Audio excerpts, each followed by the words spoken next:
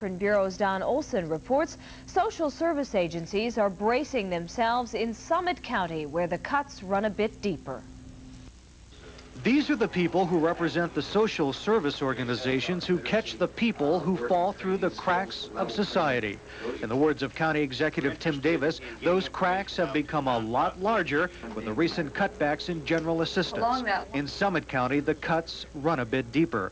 Before yesterday, welfare recipients received a $161 a month benefit, which included a $13 supplement from the county. Not only are Summit County recipients out the $48 cut by the state, but also the county supplement.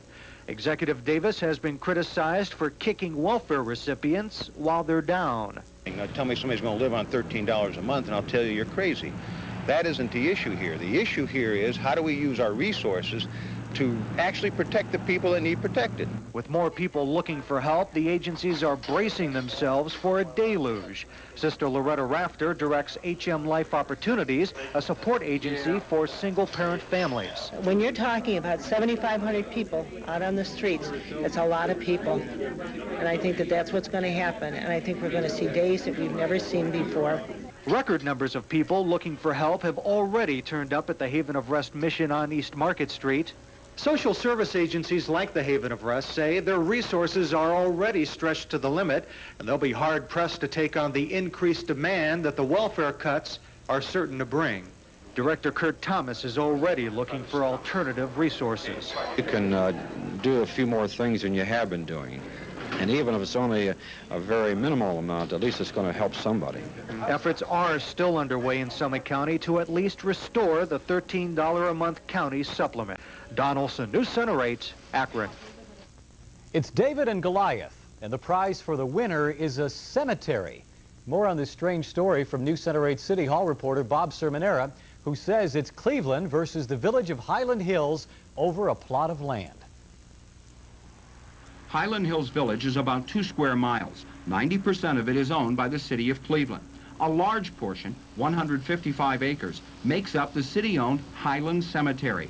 It runs contiguous to the 36-hole Highland Park Golf Course, also owned by Cleveland.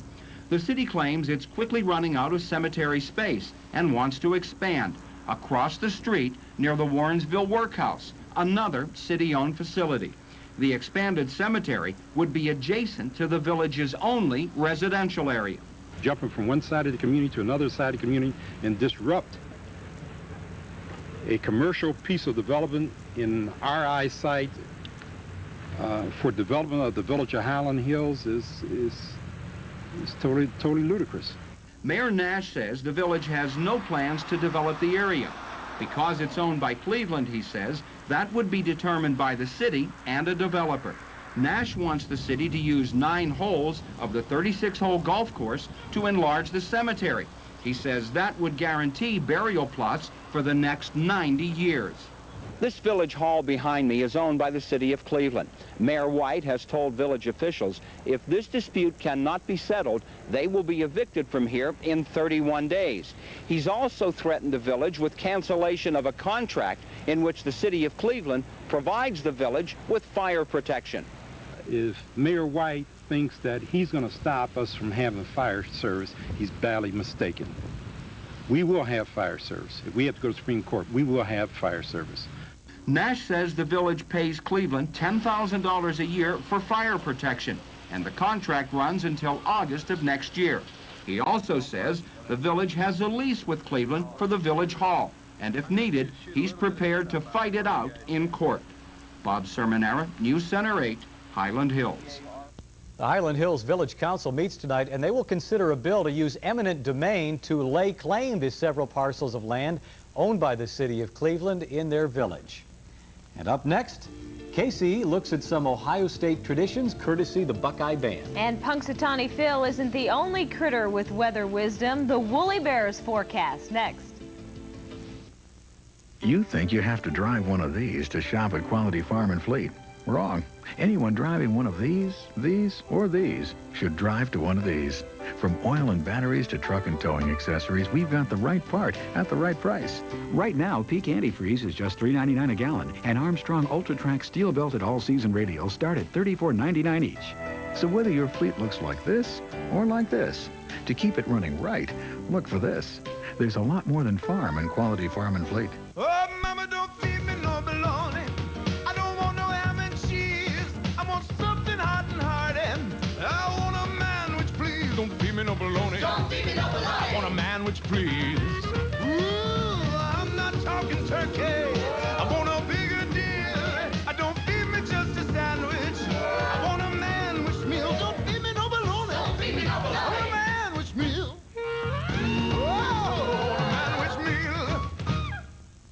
There's a great new steak on the grill at Ponderosa. Tender, juicy. It's our new extra cut ribeye. It comes with our all-you-can-eat grand buffet, including hot appetizers, salads, and the new pasta bar. Ponderosa's new extra cut ribeye dinner. The ribeye, a baked potato, the grand buffet, and the Sunday bar, just $5.99. Unbelievable. Ponderosa Steakhouse, America's Steakhouse. He got me into trouble more times than I could count. But what are friends for? Sometimes it was a joke that he played me for a fool. But what are friends for? Well, I remember once he stole my girl, but that's okay, I stole his too. By that man in the middle of here, the best comes shining through. By that man in the middle. Last week I showed you how hard the band at Ohio State works to make their magic on Saturday afternoons, and part of the reason they need to work so very hard is because they have to measure up to previous bands who carry on the long-standing tradition of the best damn band in the land.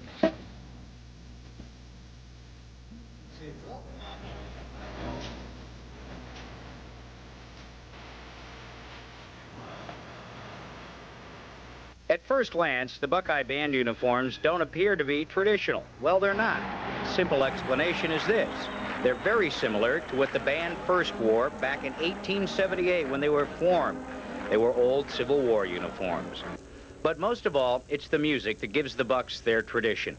The alma mater, Carmen, Ohio, was written in 1906 by Fred Cornell. The music is the Spanish hymn, and the literal translation means beautiful river. Now, some claim Cornell wrote the words on a bus coming back from Molosset, Michigan, but nobody can pin that story down. Makes for good copy, though. One of the most recent traditions of the Buckeye Band is the playing of Hang On Sloopy, and it got started this way.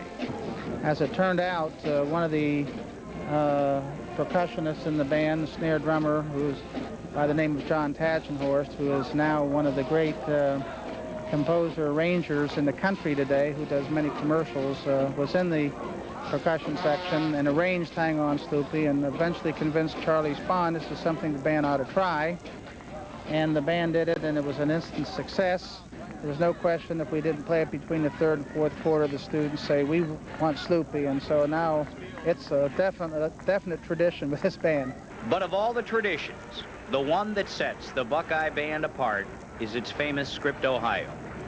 It became a part of Tabiddle 50 years ago, and it's done to Le Régiment des Sombres Mousses. Sorry, French is not my strong suit. I know that's going to come as a shock. And perhaps the biggest honor a student can aspire to at The Ohio State University is to be the sousaphone player who dots the I in Ohio. It was introduced in 1936, and I think by the way the media has been handling it lately, where they focus on the eye dotter, put their little picture in the corner, tell where they're from, they become a sort of an instant, at least temporary national celebrity. So that was the best recruiting tool ever invented for sousaphone players. Mike Trotter of Worcester will dot the I when the Buckeyes play at Northwestern at the stadium October 19th.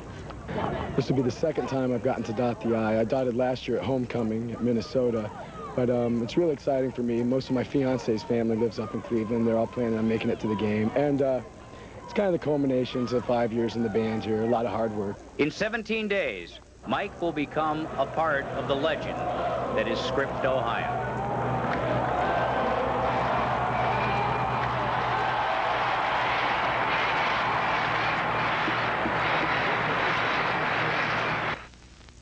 And that date when Woody dotted the I was October 29th, 1983. Aye, aye, aye. About the time I was down at Ohio State. A lot of memories of that script. Sure was. I met Woody, too. That was great. He was in a wheelchair at that time, but still, quite a man. Thanks, Case. Well, Dick, you're going to tell us how those little furry creatures can forecast weather. Folklore forecasters know this, but I'm going to show you. I'm sure you'll want to know this if you want to do your own forecasting. It's very important to remember you're dealing with not just one woolly bear, folks, but we've got 3 of them. We must consider the one we use is the banded woolly bear. This is the Isabella moth. In the middle, it is kind of rust-colored, orange-colored, and if you check your caterpillars out real closely, folks, you're going to find 13 segments, 13 weeks of winter. If you don't think this is scientific. Now, the key is the width of the orange band in the middle. If it's wide, little snow. If it's narrow, a lot of snow. If caterpillars in autumn are fat and fuzzy, it's a cold winter. If they're skinny and scrawny, a mild winter, but don't be deluded. There's Ecpantheria panther-deflorata, the false woolly bear, the heavyweight of woolly bears, black stem to stern, much bigger than this guy. We don't allow this one to run at the Vermilion. It would be totally unfair. And you've got the one that's rarely seen, the yellow-banded woolly bear, very beautiful caterpillar. These spend all winter in the larva stage, too, by the way. Mom will be happy to know that. Youngsters, don't bring the woolly bears in. They want to stay outside. They have sugar alcohol in their bodies that keeps them from freezing up. They will eventually, come April, begin to munch on dandelion and plantain-weed, their favorite food, and eventually spin a hair cocoon. A couple weeks later, they flit away in the spring sun. A tiger moth, tan with purple spots, lay eggs, 2 broods, late summer and early autumn, thousands of eggs the size of pencil dots that then become the larva that we know as the woolly bear. Our forecast. Art Lafredo says all the woolly bears he sees, by the way, are headed south. I don't think that's a real good idea. They're all going in one direction. Partly cloudy tonight, low 59 towards daybreak. A couple of us may see a fleeting shower. Quite a bit of cloud cover tomorrow, still mild though, 75. And we could see a scattered shower most anywhere. I don't think we're in for a general rain. The possibility of a thunder shower is slight, but I'll put the bolt in there just in case. 53 tomorrow night, and then Friday, kind of a dry slot appears. Clouds and sun. Could again shower though, here and there before the day's over. The high 70, but then the Canadian front will be taking aim at us as we go into the weekend, and the temperatures will be on the down car at that time. What was the name of that false woolly bear? Tyrannosaurus Rex. Close. Ecpantheria panther-deflorata. Old Ecpan. That's what we thought it was. What a mouthful. We were just checking. Thanks, Dick. Well, Neil Zerker discovers another one-tank trip chock full of places to go for free. And it's a trip that model train lovers and doll lovers will enjoy the most. That's coming right up.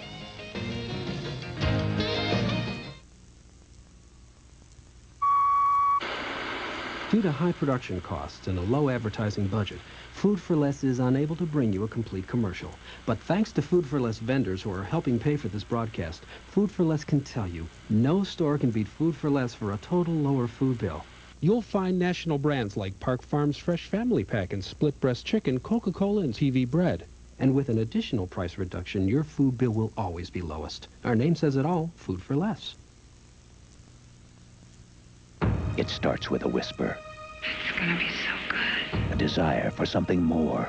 I always wanted to be a gangster. A little more excitement. I'm going further. A little more intrigue. You're a very strange man. You have no idea. And a bigger bang for the buck.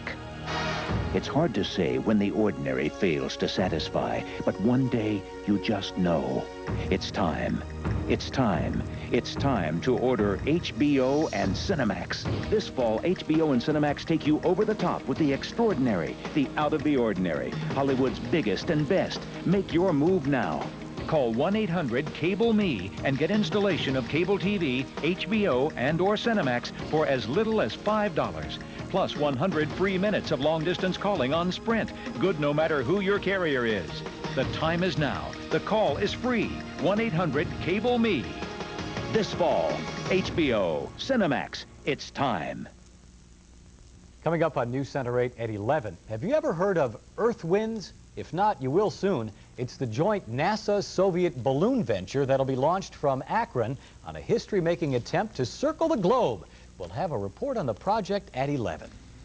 And in his continuing series of free things to do on a one-tank trip, our traveling man Neil Zerker tonight shows us some attractions that will entertain the kids no matter what their age. And the best part is it doesn't cost a thing. If you have a youngster in your family from age 6 to 92 and they love trains, here's a great place to take them. the Mad River and Nickel Plate Railroad Museum in Bellevue, Ohio. This is definitely a hands-on museum. The kids can climb in and all over the famous old locomotives, railroad cars, freight haulers, and even the crow's nest of a caboose. There's an old-fashioned railway depot to give the place more nostalgia, and even an operating rail line next door to give the place appearance of a working rail yard. In the autumn, the museum is open on a limited schedule, best to call for hours of operation. Best of all, though, admission is free.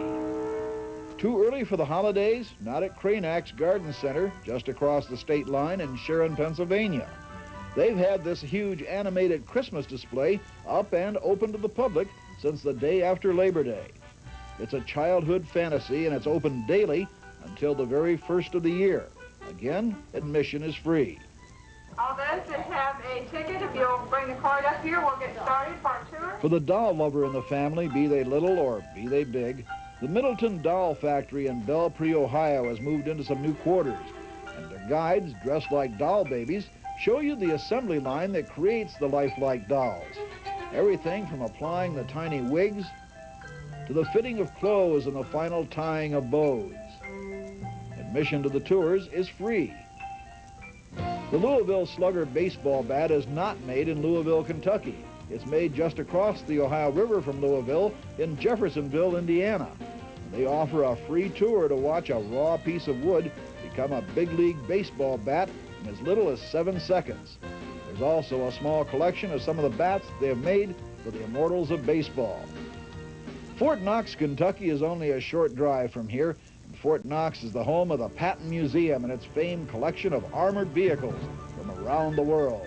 You'll also see the personal belongings of General George S. Patton. Everything from his ivory-handled pistol to the car he was riding in when he was killed. Again, admission to the museum and the armor collection is absolutely free. In our next report, I'll take you to one of my favorite free destinations on a one-tank trip and see what else there is to do that won't cost you or the family a single penny. I hope you'll come along on this special one-tank trip. I'm Neil Zerker, News Center 8.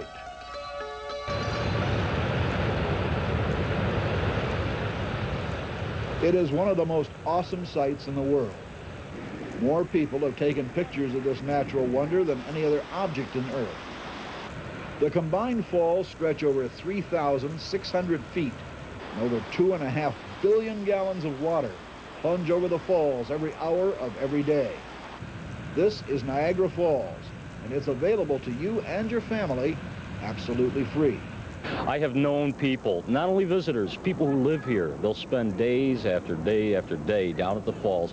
You can explore down there, in the gorge, above the gorge, anywhere, and find a great deal of entertainment for several days, and it won't cost you a nickel. But if the falls do finally become a bit of a bore, there are other things to do here that are also free. The magnificent Winter Garden at the edge of Prospect Park.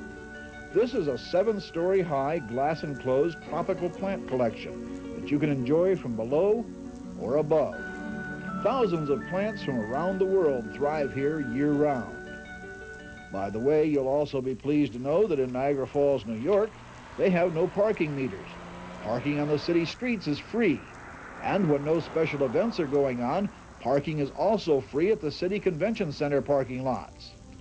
No matter what your religious convictions, you're welcome free at Our Lady of Fatima's Shrine. Peace and beauty of the grounds offers an inviting place to relax. There are also restrooms and a cafeteria available nearby. Be sure to take a peek at the unusual translucent cathedral, built like a hemisphere of the earth. You can travel during the winter holiday period, then Niagara Falls puts on a whole new face. This is the annual Festival of the Lights, started by Niagara Falls, New York, and its sister city across the river in Canada. Millions of sparkling lights turn tall buildings into trees and candles. Animated figures line streets and alleys. People come from around the world to witness this holiday extravaganza. And the best part, it's absolutely free. The U.S. Air Force Museum, the largest military museum in the world, and for years, one of Ohio's top tourist attractions. On ground not far from where the Wright brothers taught the world how to fly, you'll find aircraft that represent the beginning of flight down through the present time when we're reaching for the stars. Several new additions to the museum have made it even more attractive. The newly opened modern flight gallery and the inclusion of more hands-on exhibits that allow the kids to climb aboard some of our famous warbirds. The museum is open year-round, and best of all, admission is free. But there's also much more to do in the Dayton area that is also free, from a visit to Young's Jersey Dairy Farm in Yellow Springs, one of only 2 dairies in the state still allowed to sell unpasteurized milk, to a stop at the Dayton-Montgomery Park's Carriage Hill Farm, where history is frozen in the last of the 19th century, where a horse and mule still cut the hay, a farm wife still churns her butter daily, and the village blacksmith does his welding on a forge with a hammer and tongs.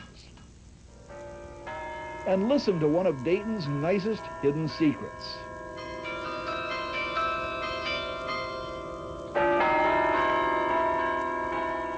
Those are the sounds of the beautiful bells here at the Deeds Carillon in Carillon Park. The bells are memorials to the Deeds family that founded National Cash Register. But that's not all they left the people of Ohio. Tucked away next to the Carillon is a village of historic buildings that include one-room schoolhouses, another that houses a 3rd airplane built by the Wright brothers, the plane that they say they really learned to fly in. And there is an old service station, and a host of other interesting buildings and things to see. Like everything else we've shown you in these special reports, it doesn't cost a penny. Admission is free. And that's the whole idea. With a little thought before you go, a one-tank trip with a family doesn't have to cost you much more than the gasoline to get you there and back home. I'm Neil Zerker, Newscenter 8. If you would like a free list of all of Neil's...